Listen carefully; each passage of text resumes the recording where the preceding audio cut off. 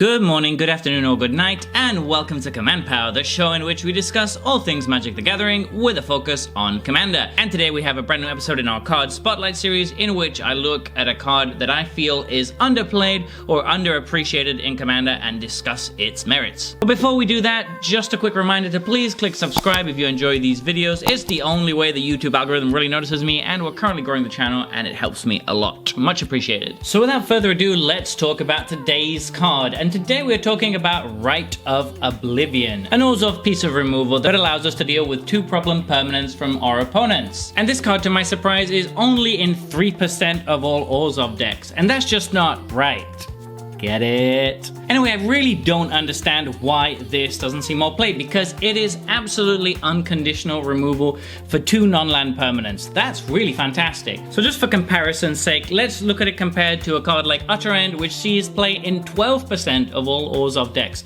That, in my opinion, is kind of crazy because, yes, there is a little bit of upside to Utter End in the sense that it is instant speed, but that's pretty much it. That's the only upside that this has over Rite of Oblivion. I guess you also don't need to sacrifice anything in order to use it, so that's kind of upside, but in the decks that Rite of Oblivion is going into, it's probably going to be upside that we could get to sacrifice something. And even when we don't have a deck built around it, sacrificing stuff in Commander is pretty trivial, and you can sacrifice any non-land permanent. So you can sacrifice a treasure you got lying around, any token you've got there, any food token, any clue, anything, doesn't have to be a creature, can just be used as sacrifice fodder. So it's pretty easy to fuel.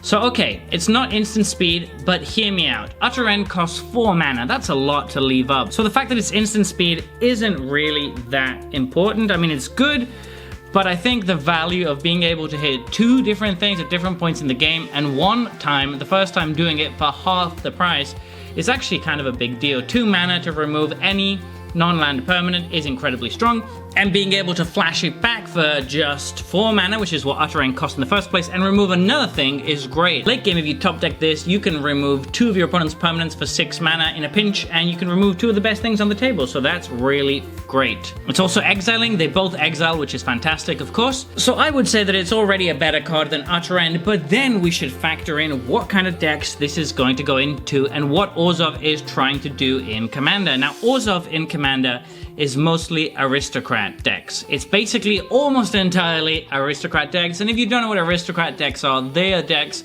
in which you're going to be sacrificing creatures for profit. So most of your deck is going to revolve around triggers from creatures dying, or sacrifice outlets, or ways to get value out of things dying.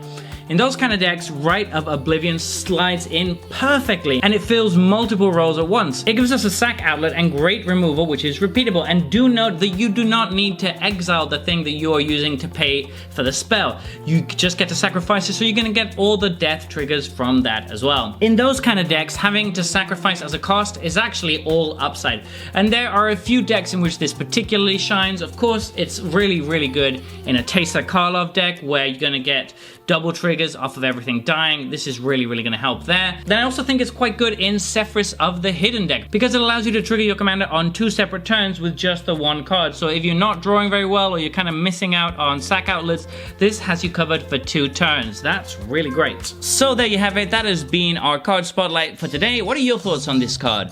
Let me know in the comments section below. I read all comments and respond to all of them too. And if you enjoyed this video, don't forget to click like or subscribe. It really helps the channel.